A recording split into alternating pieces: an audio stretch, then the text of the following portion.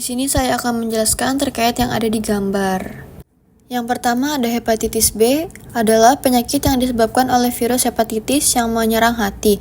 Virus ini dapat menyebabkan peradangan dan kerusakan pada hati. Hepatitis B dapat ditularkan melalui kontak langsung dengan darah yang terinfeksi, hubungan seksual dengan orang yang terinfeksi, penggunaan jarum suntik yang tidak steril, transfusi darah yang terinfeksi, dan terakhir dari ibu ke anak selama proses kelahiran. Gejala hepatitis B dapat berbeda-beda tetapi umumnya meliputi demam, kelelahan, nyeri perut, mual dan muntah, kulit dan mata yang menguning.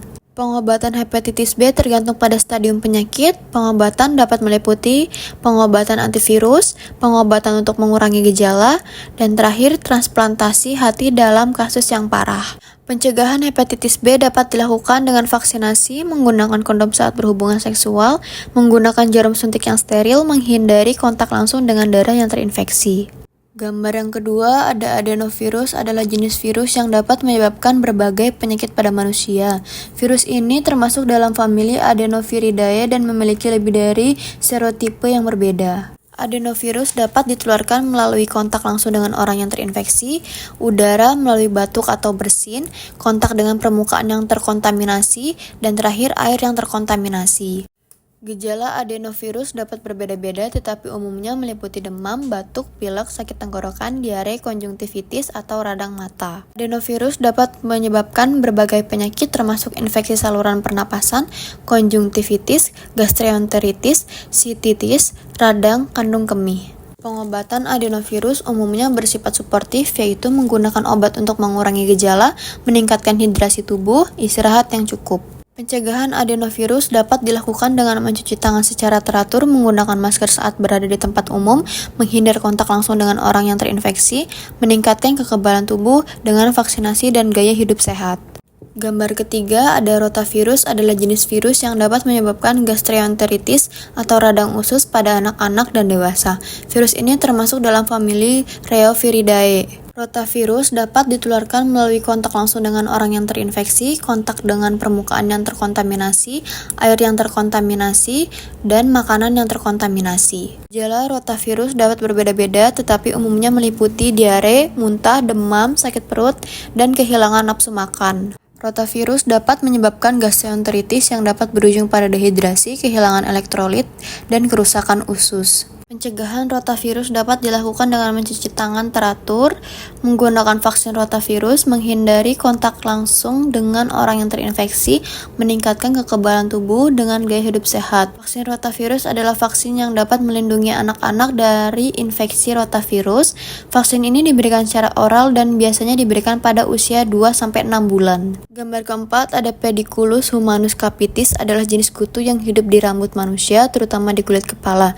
Kutu ini juga dikenal sebagai kutu rambut atau kutu kepala. Pediculus humanus capitis dapat ditularkan melalui kontak langsung dengan orang yang terinfeksi. Berbagai alat-alat seperti sisir, sikat atau handuk, menggunakan tempat tidur atau bantal yang sama dengan orang yang terinfeksi. Gejalanya dapat berbeda-beda tetapi umumnya meliputi gatal-gatal di kulit kepala, rasa tidak nyaman di kulit kepala, kutu atau telur kutu yang terlihat di rambut yang menjadi kusam atau rapuh. Gambar keempat ada Pediculus humanus capitis adalah jenis kutu yang hidup di rambut manusia, terutama di kulit kepala.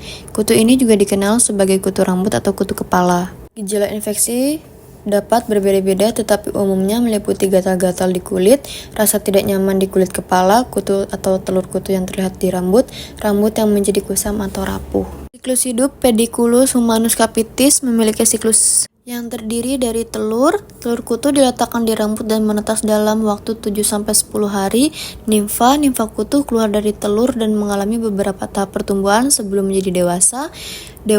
Kutu dewasa dapat hidup selama 1-2 bulan dan dapat bertelur. Pengobatan dapat dilakukan dengan menggunakan sampo atau obat kutu yang mengandung insektisida, menggunakan obat kutu yang mengandung prametin atau piretin.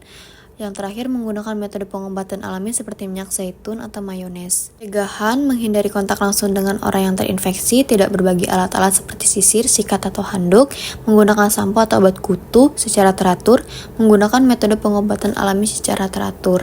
Gambar kelima ada Chlamydia trachomatis adalah jenis bakteri yang dapat menyebabkan infeksi seksual pada manusia. Bakteri ini termasuk famili Chlamydiaceae. Penularan hubungan seksual dengan orang yang terinfeksi, kontak langsung dengan cairan tubuh yang terinfeksi, dan dari ibu ke anak selama proses kelahiran. Gejalanya ada nyeri saat buang air kecil, keluarnya cairan dari alat kelamin, nyeri di perut bagian bawah, dan demam. Penyakit yang dapat disebabkan uretritis, radang uretra, cervicitis, radang serviks, endometritis, radang endometrium, proktitis, radang rektum, konjungtivitis, radang mata. Pengobatan dapat menggunakan antibiotik seperti azitromisin atau doxycycline, menggunakan obat-obatan lainnya untuk mengurangi gejala. Pencegahan menggunakan kondom saat berhubungan seksual, menghindari kontak langsung dengan cairan tubuh yang terinfeksi, menggunakan metode pengobatan alami secara teratur, melakukan tes screening secara teratur untuk mendeteksi infeksi. Keenam, ada gambar Klebsiella pneumoniae adalah jenis bakteri gram negatif yang dapat menyebabkan infeksi pada manusia.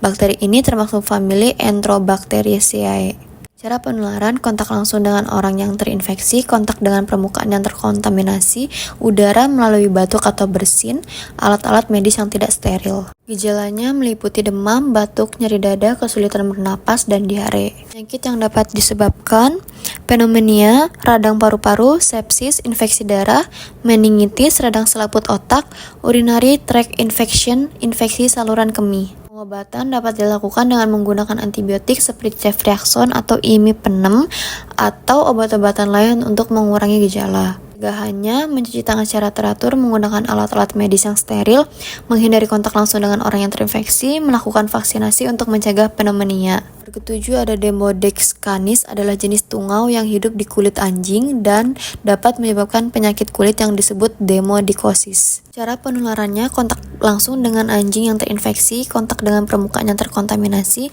melalui ibu ke anak anjing selama proses kelahiran. Gejalanya kulit yang merah dan gatal, kerontokan rambut, pembentukan lesi kulit, bau yang tidak sedap dari kulit. Penyakit yang dapat disebabkan ada demodikosis lokal, lesi kulit yang terbatas pada satu area, demodikosis umum, lesi kulit yang dapat menyebar ke seluruh tubuh. Pengobatan demodikosis pada anjing dapat dilakukan dengan menggunakan obat-obatan antiparasit seperti ivermectin atau milbemycin, menggunakan obat-obatan antiinflamasi untuk mengurangi gejala, melakukan perawatan kulit yang rutin untuk mengurangi gejala. Pencegahannya, memandikan anjing secara teratur, menggunakan obat-obatan antiparasit secara teratur, menghindari kontak dengan anjing yang terinfeksi, melakukan pemeriksaan kesehatan anjing secara teratur. Gambar ke-8 ada Bucholderia cepacia adalah jenis bakteri gram negatif yang dapat menyebabkan infeksi pada manusia. Bakteri ini termasuk famili Bucholdericiae. Cara penularan, kontak langsung dengan orang yang terinfeksi, kontak dengan permukaan yang terkontaminasi,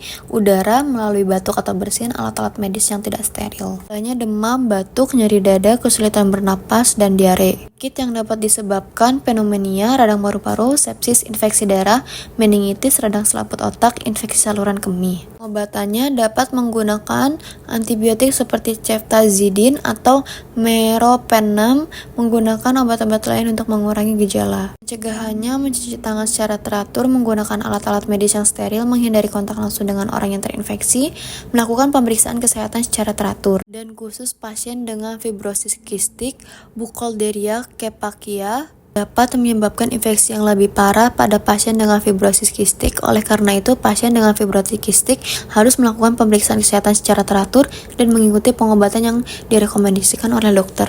Gambar terakhir ada Neisseria gonorrhoeae adalah jenis bakteri gram negatif yang dapat menyebabkan infeksi seksual pada manusia yang dikenal sebagai gonore atau kencing nanah. Cara penularan yaitu hubungan seksual dengan orang yang terinfeksi, kontak langsung dengan cairan tubuh yang terinfeksi, dan dari ibu ke anak selama proses kelahiran. Gejalanya ada keluarnya cairan nanah dari alat kelamin, nyeri saat buang air kecil, demam, nyeri perut bagian bawah. Penyakit yang dapat disebabkan gonore, kencing nanah, uretritis, radang uretra, cervicitis, radang serviks, endometritis, radang endometrium, dan infeksi saluran kemih. Pengobatannya dapat dilakukan dengan menggunakan antibiotik seperti ceftriaxone atau azitromisin dan obat-obat lain untuk mengurangi gejala. Pencegahannya menggunakan kondom saat berhubungan seksual, menghindari kontak langsung dengan cairan tubuh yang terinfeksi, melakukan pemeriksaan kesehatan secara teratur.